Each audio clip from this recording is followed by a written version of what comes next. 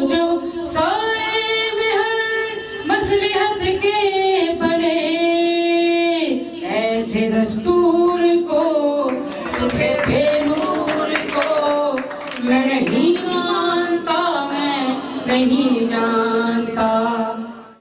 پاکستان کے انقلابی عوامی شاعر حبیب جالب جی دھی گزر سفر لائے ٹیکسی کار ہلائے زندگی گزارن لگی۔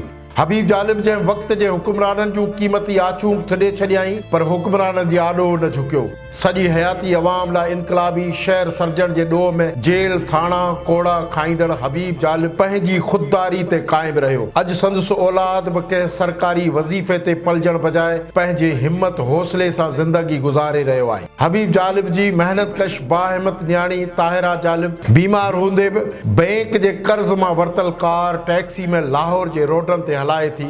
طاہرہ جالب پنہنجے والد جے کتابن جی رائلٹی کھان بھی محروم آهي۔ پبلشر رائلٹی بھی نہ ڏئی رہیا آهن۔ پاکستانی وزیر اعظم شہباز شریف حبیب جالب جی تخلیقی شاعری پڑھی۔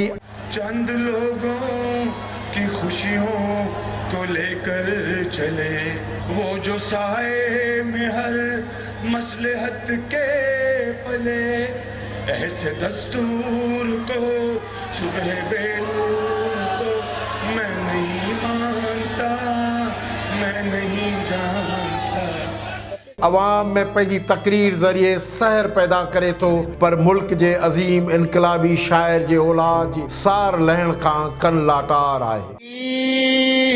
جس کا محلات ہی میں جلے، چند لوگوں کی خوشیوں کو لے کر چلے، وہ جو سائے میں